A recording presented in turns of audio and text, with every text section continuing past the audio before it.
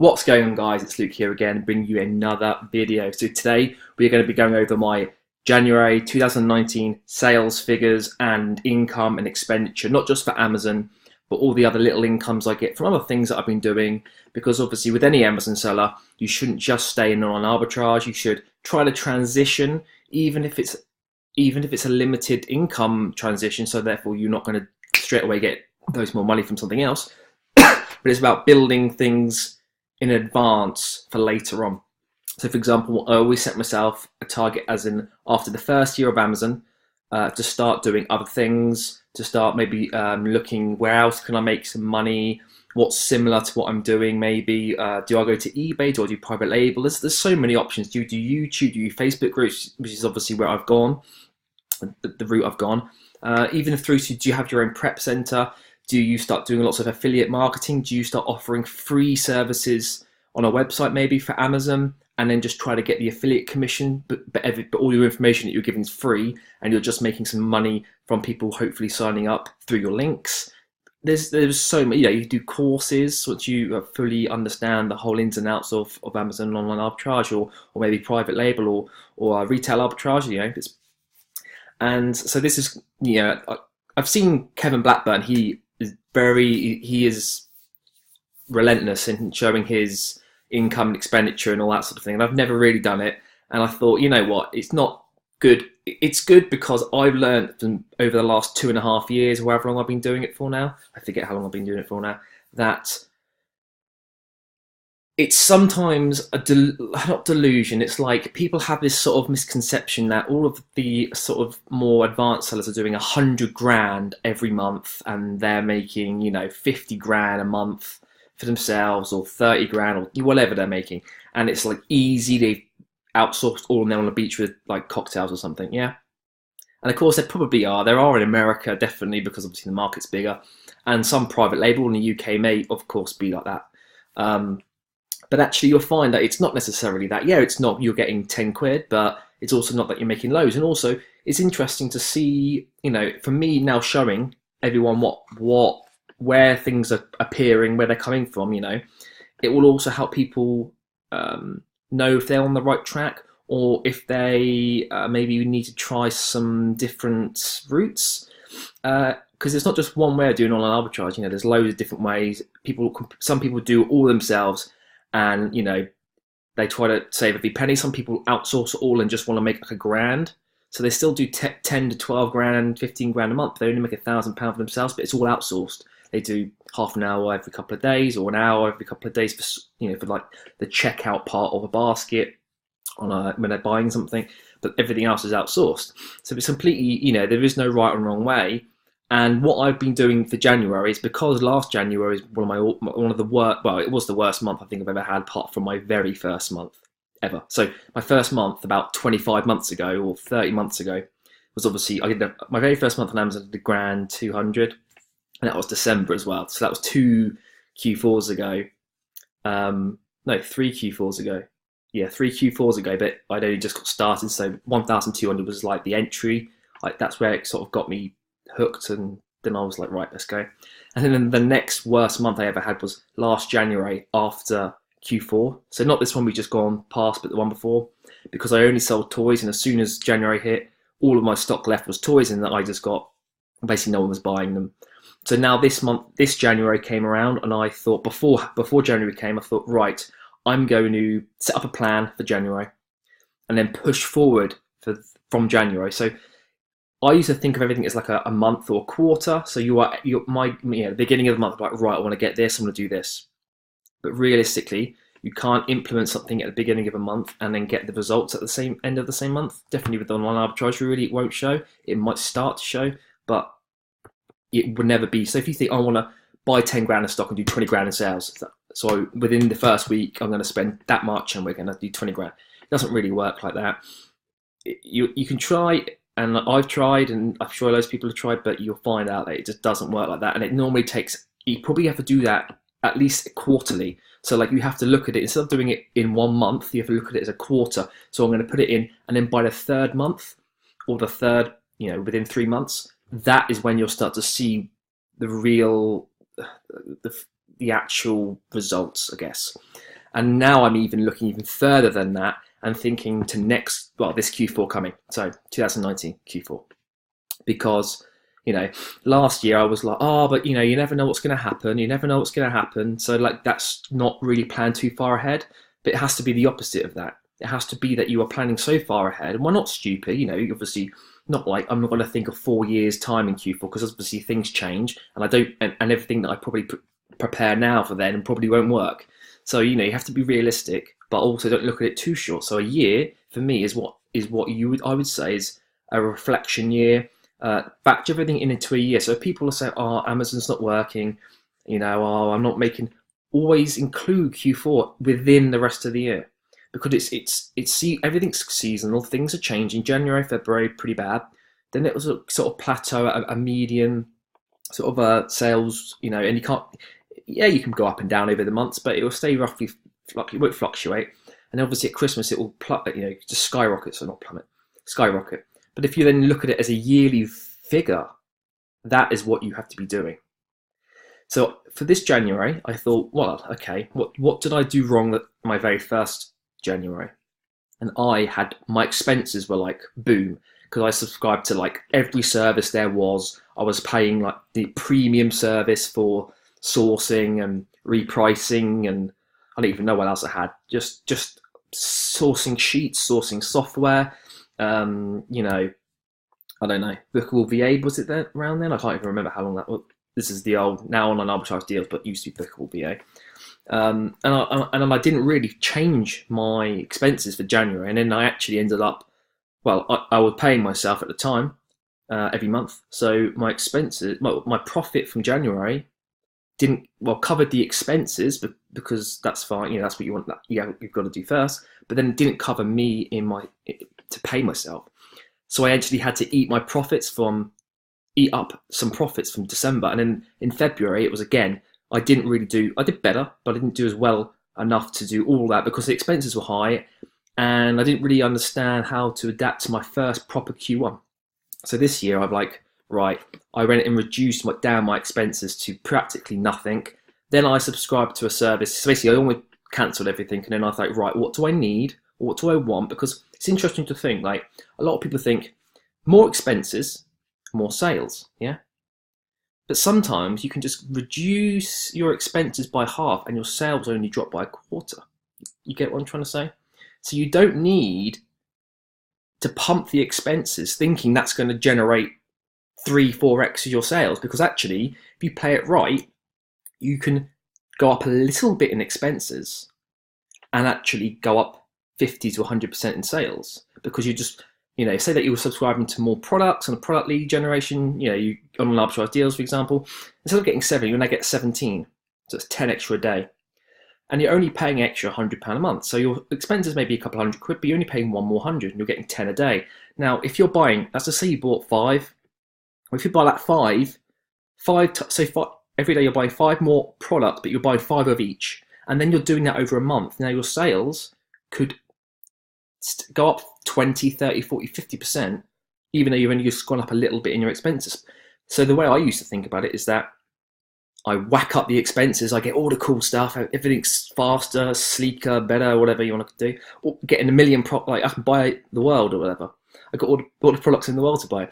But it does go up, but it doesn't, people think, let's do that, next month I'm going to do 100 grand in sales. It can, I'm sure people have done it, but it doesn't realistically happen like that. So the way I've actually now gone about it is, and another thing, so I know I ramble a bit, another thing is that you think as well that you're going to, bump up all your expenses and you're going to make all of this amazing sales, all this profit. But think about it. Definitely if you're VAT registered, if you're VAT registered, you've got to pay more sales you do, the more VAT you pay. Fine.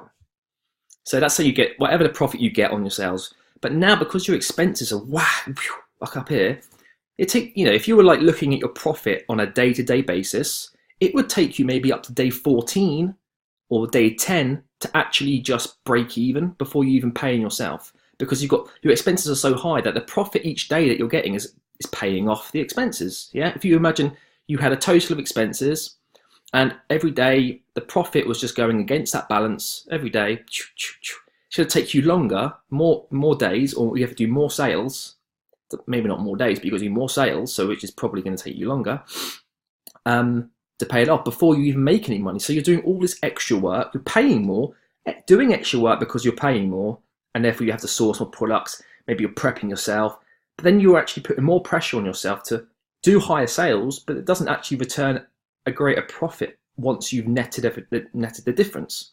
Now, yes, it can and all that, but the misconception is that everyone, you double your expenses and you're going to double your sales, or you're going to triple your sales, or whatever. But it doesn't necessarily work like that.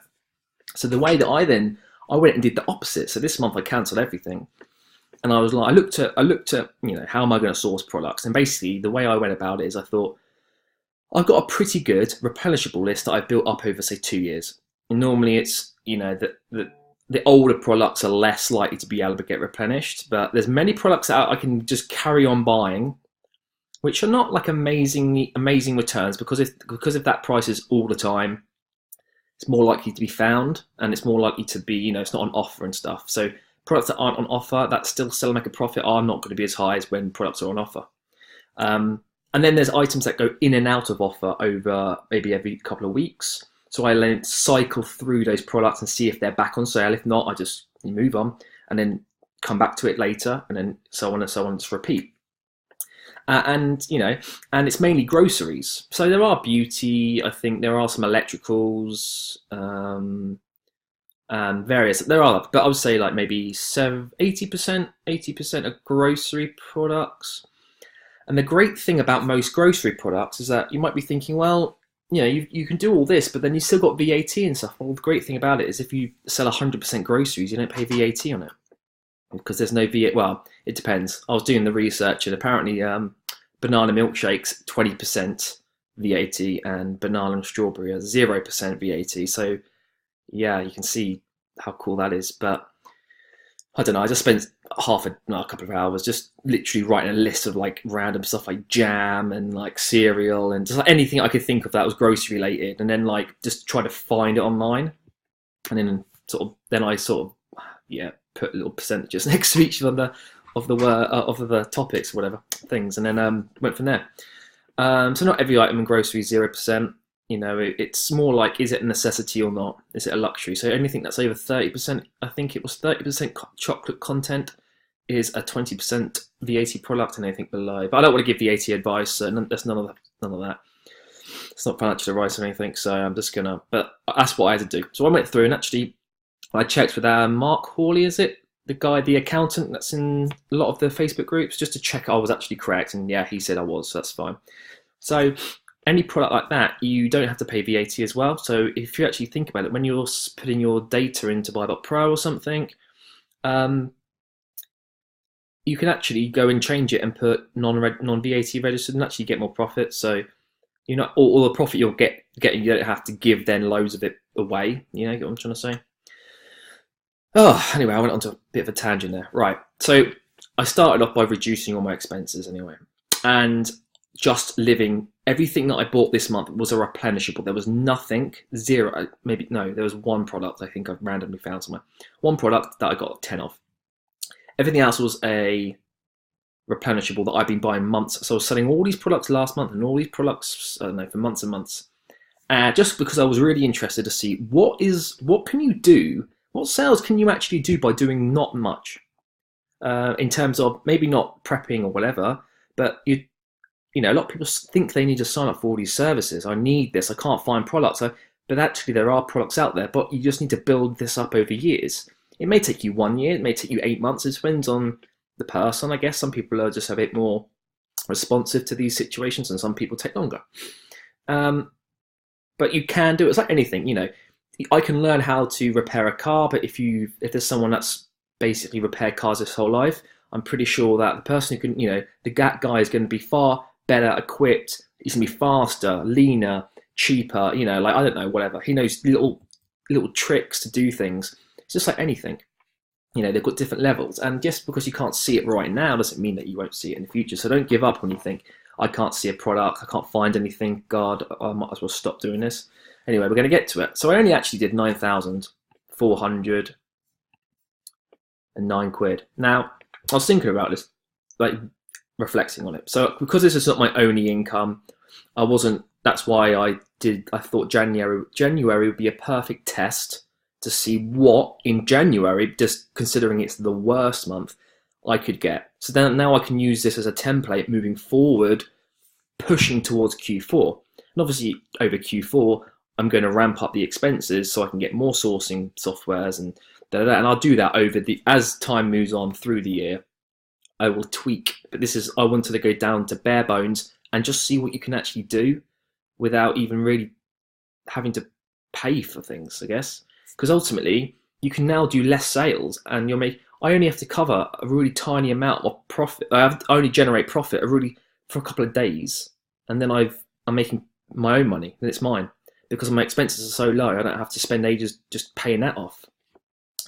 And and this also takes into account some returns. So Christmas is normally high. Actually, my return for 24 returns is pretty low, I think.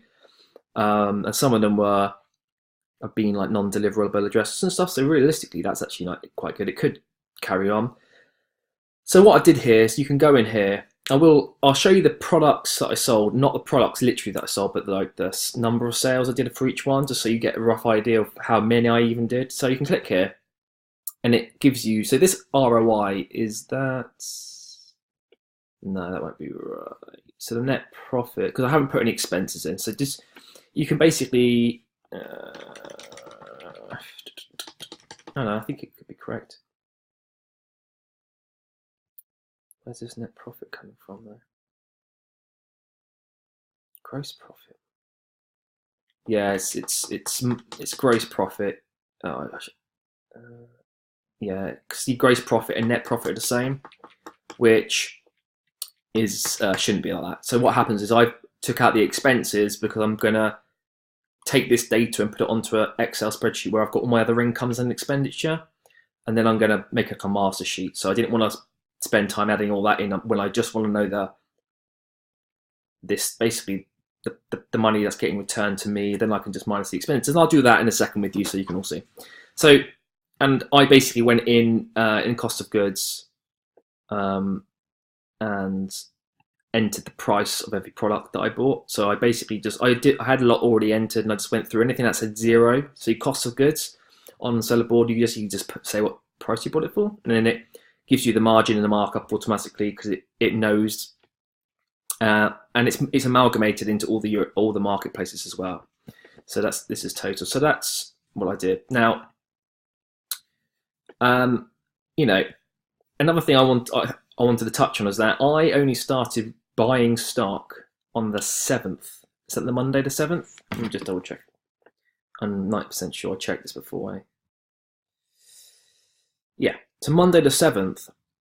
So if you think about it, the 1st, 2nd, 3rd, 4th, 5th, and 6th is that first week after New Year's where people aren't really. I think I might have ordered stuff on the 4th, but I didn't get delivered till the 7th. That's probably what happened. So I didn't start shipping anything till the 7th. Really, you would be shipping stuff end of the month, 1st, 2nd. Like for example, like I've shipped stuff this week, obviously for February, which is today. So that's also why I'm doing this, because it's.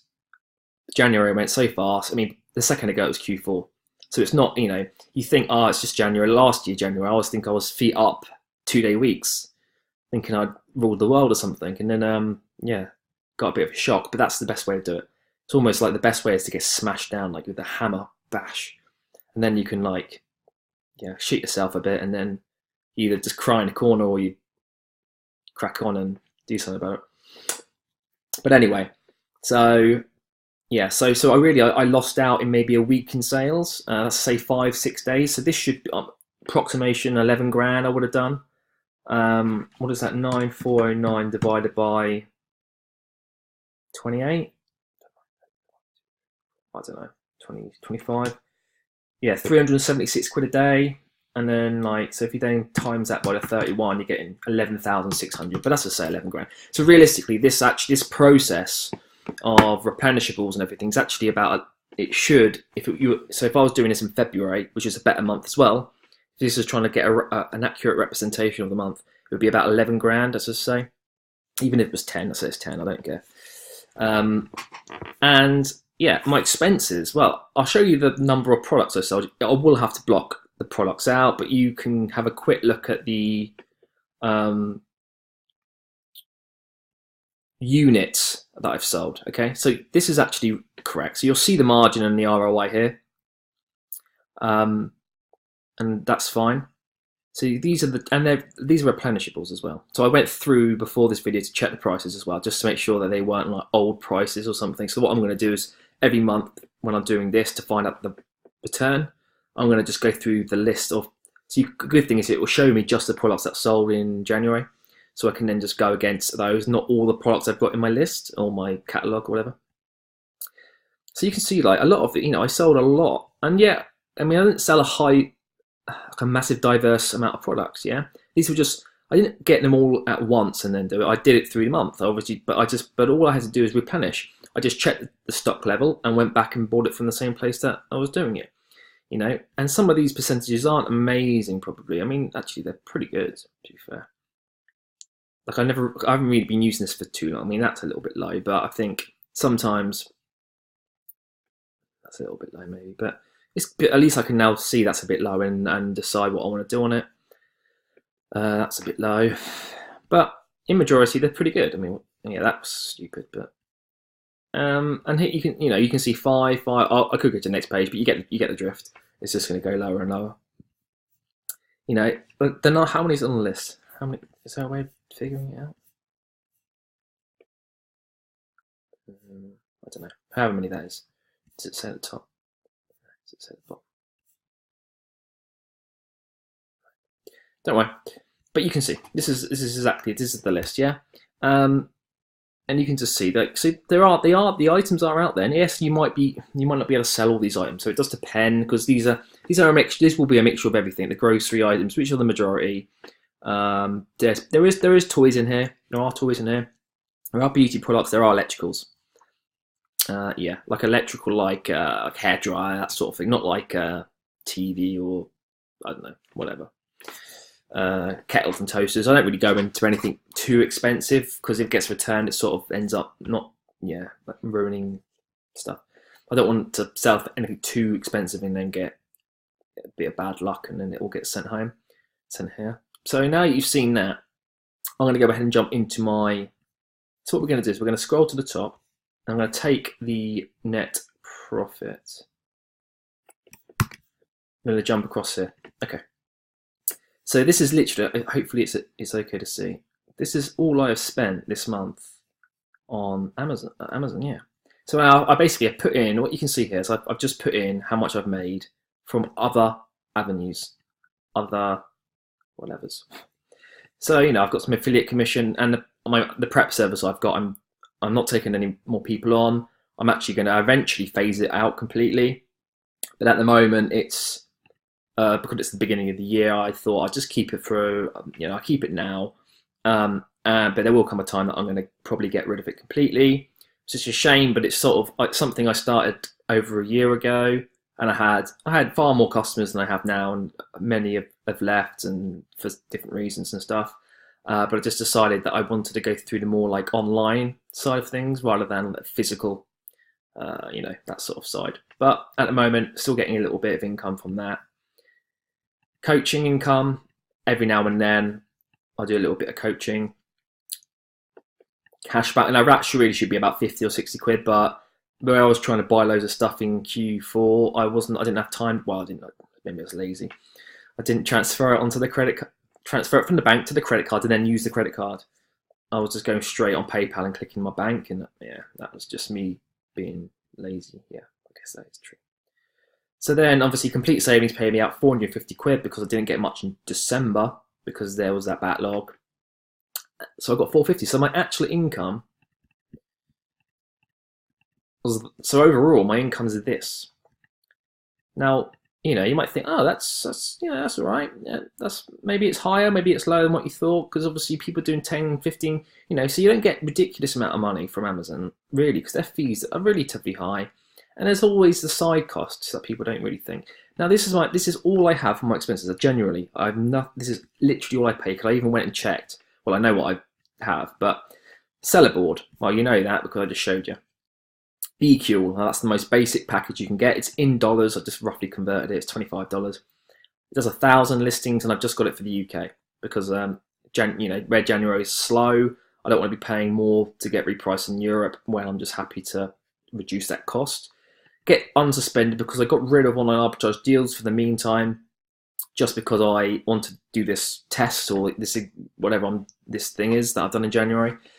But I wanted to keep the suspension safeguard, so I re-signed up to that. Amazon Prime, I put for the businesses because I buy like tape and I buy like stuff and I want it next day. I don't want to have to wait. Fast Host is just for my email. This is basically fixed cost, meaning it's the same every month, or I think it would be. Yeah, I mean maybe that changes by a little bit. QuickBooks, yeah, accounting stuff, and that is it. Now you can see down here. Oops, sorry. This is also I've also added this, but realistically, like I don't definitely with paper and ink that wouldn't. Maybe I think I've averaged that $11.50. I have. So that's probably what I spend in a month, give or take. But that will be my fix, if you get what I'm trying to say. So that's boom, shakalaka. Let's highlight that like this. So you can see, all right, let's just put this so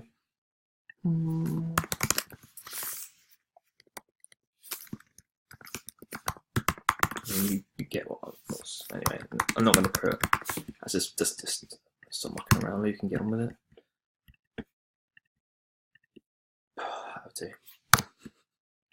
So you can see now for the month of January. This is how much pocket money. Okay, we'll call it pocket money. I've got. Okay. Now considering. Yeah, I know I get other incomes, and I did get a higher valued complete savings than most months. It would be maybe £250 every month, but it is an income from January, and you might think, oh, but it's December's money because I bought it all in December, but I didn't get it then, so I wouldn't have worked it out for that month. It would just so normally it's like cash basis or whatever you call it, cash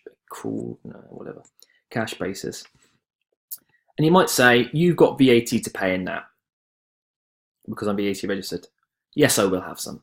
I don't know how much exactly, but I know it will be. I know it's going to be relatively low, is what I'm going to say. The reason for that is because it's groceries, yeah. So I can basically I don't have to pay VAT on grocery products. Yeah, there are some that I will have to. Like I told you, the Nesquik banana chocolates one, but the majority. I won't. So I might have a couple of £100. Maybe not even that, to be fair. I mean, even if I was paying 20% on everything, it would be like £450. But obviously, I'm not paying it on 100%. I'm paying it on 20. Probably paying 20. So if it's 450, divide that by 100 times by 20. 90 quid the same, but let's just say it's 200 quid or 250, just to make it, even if it's £451, let's just say it's that. I'm still made £2,000 that I can put in my pocket, and it's January, so it's one of the worst months. It will just. I mean, this whole month, I purposely strategically planned it to actually. I did it to break even, so I actually pay myself. Well, I don't know. Let's just say 2K. So I broke even. If I pay £451 VAT, let's just say that's what it was, but it won't be. It'd be 90 quid, £100. So I broke even. So that was my aim, because I really wanted to see what I could do in January, not doing it the way everyone is doing it, because everybody is like, okay, I've got tactical arbitrage, I've got online arbitrage deals, I've got, I've got I know people have a prep center. I understand, where I've made money from a prep center, you're going to have a negative. See, I've like doubled up on you because you're going to get not that and then pay out money. But do it at home if you're that worried. Like, and you might say I haven't got time. Well, how many hours do you sleep? Sleep 5 hours. If you, it's like anything. If someone says I've got a gun to your head, and the next week you can only sleep for an hour a day or 2 hours a day, you're going to sleep for 2 hours a day. So yeah, it's not. You get what I'm trying to say. Like, you can find time or just streamline your life. That's what I do. I think, well, like, that's what I do sometimes because I'm a bit sad. I'll think, how can I shave off a couple of seconds on everything I do? Every time I'm like doing something, I think, can I shave off a couple of seconds? So like if I know that I've got to go into the next room. This is literally how sad I am. I've got to go into the next room to get a box or something, or I've got to go and pick up something and then bring it back. I'm like, well, do I need a toilet at the same time? Because the toilet's actually closer to that room than it is to this room. So I can save myself like 2 seconds. But you know, if you do that on everything you're doing in your whole life, like everything is streamlined, you'll gain an hour a day. Oh, well, you know, okay, an hour a day. You can do loads of prep. Like, yeah, an hour a day. You could do 100 items, depending on the size, of course. But you could do, you know, 4 boxes, 4 boxes, hour, something like that. You just gotta, you know, or you just do half and half. You do some at home and some not. But you get what I'm trying to say. So I'm not doing this report, like this January earnings report, to say like, oh my god, look at my magic formula, or whatever you want to call it. And I know that, you know, not everyone will have half this. You know, you might have complete savings. You might get a bit of cash back from something. You get the Amazon income. And that's maybe you got like 10 quid coming in from affiliate or something. But obviously last year I didn't have this, and then I suffered, and I thought, well, I don't want to have that again. What am I going to do this year, last year, to improve even a bit, I guess?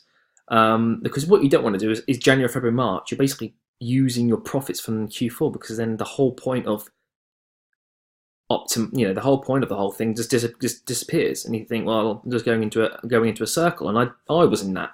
I was like, well, I've just gone into a circle now. Yeah, I still made profit. But then I had to register a VAT, and then I was saying, no. Then I got to pay my end of year limited company crap at like 800 quid. I'm like, well, okay, I'm basically, you know, I've done all this work, and there's nothing even here. So because I knew that, and I set myself out after 1 year, I'm going to start doing other things. I don't get anything from YouTube, but like this, the most ridiculous thing. You have to get 1,000 subscribers, and I got 280 or something. That's going to take me another year, probably 2 years. I think it'll probably like compound a bit when you get up. You know, the more you get, the quicker you'll get them, because obviously at the beginning you get none. But then you're going to only make about $1, well, a pound. I might make £1 per 1,000 views. And not even one of my videos has 1,000 views yet, so that'll take another year to get 1,000 views on any video. So, you know, that's out of the water. And the only money I've ever made from my Facebook group is basically this 50 quid a month.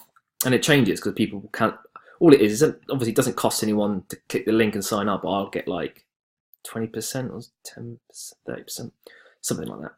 I mean, that's just like, you know, yeah, you can go against like BQ and Sellerboard, great, or them two. That's what I sort of see it as. I don't care how much, I just seek what can that go against to net off difference. Because what you want to do is you want to try to get into profit as soon as you can. Because yeah, I've only done 9,400 whatever it was sales, but I've managed to do it on the expenses alone. Imagine if I had, okay, so if I had like if I had like £400 expenses, I'm gonna have to do 15 grand in sales, 16 grand in sales to have the same outcome. Exactly the same outcome. So all you were doing is basically just doing, and there's more work involved. So obviously higher sales, you've got to put more in some form to get the same out. Now, why would you want to be putting more in to get the same out? Wouldn't you want to be putting less in and getting the same out? Which is what I've tried to do. So for next month, I'm already, you know, it's the first today, and I've already got, well, my inventory's probably, I basically just dropped my inventory to like 200, I think, in units after Christmas. So remember I said that my plan was to drop everything and start fresh. And this is what I've done. And now all my replenishables have been selling for months and months and months. So I now know I can overstock in a way, like not think I'm going to put 1 week's worth of stock, and I can actually think I could put in 2, 3, 4, it depends on what I really feel comfortable with or what capital or cash flow I've got. So I'm fine, but I don't want to have 100 units or something in there, because I think I've got like 30, 20, 30, 10, 20, 30 of all of it. But it just means you've got to do more work, because you've got to then reorder and stuff. So I'm pushing maybe to 20 units on average. And yeah, and like next month, you know, as well as sales picking up, I could do just by doing exactly the same as I just did, exactly the same. I could do another, what did I say? 2 grand in sales. So that might mean, and obviously that's all, whatever I make, that's profit. Let's say I'm making 30%, so that's 600 quid. So just doing literally the same as what I've been doing. Yeah, I'm going to have to do another like replenishable. I'm going to have to actually buy a bit more because I started late, so I probably bought less. But I mean, and yeah, your expenses are still the same. Yeah. And some of these expenses down here, you might not actually always have to buy boxes because you might be able to reuse your boxes, or you might, this, and it's just making you realise that you don't need. Everyone thinks more sales, more profit, more expenses, more products to source, more sales, more money. But at the end, and then the more you do that, the more VAT you got to pay, or maybe you're under the threshold. So doing it this way is better because you're under the threshold of VAT registration. You're doing less sales, making the same amount of money. So you are actually, let's say that you are, instead of having to do 15 grand in sales, you're doing the 9,400 because your expenses are like 0. And then it means you can wait 2 more months before registering. So let's say you didn't do this way. You did you have to do 15 grand because your expenses are 400 quid or something. So you have to do 15 grand just to cover that and make the same income, profit, whatever I'm going to call it. That means that you're going to get to the VAT threshold faster. And as soon as you do, you're still going to have to do 15 grand a month to do this, but now you've got VAT to pay on top, which you never had. So 15 grand, that's £3,000 of VAT. Then you would offset your expenses, so it'd be whatever. So you are now actually longing. Is that right?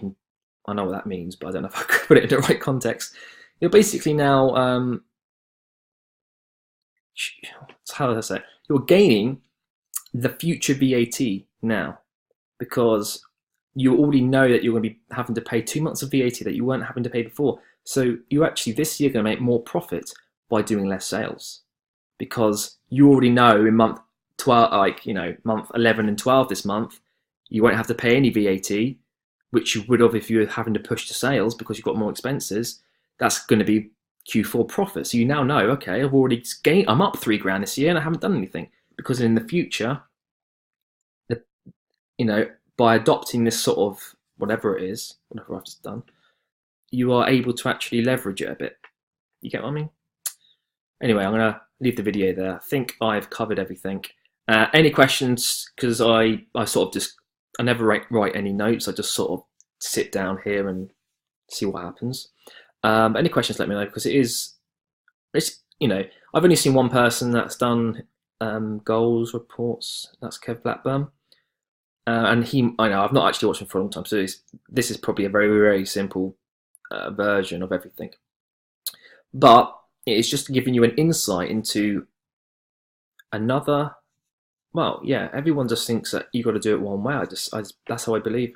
The experienced sellers know that that isn't true, but it does. But a lot of the beginners never get that far because they are only able to see in a beginner's mindset.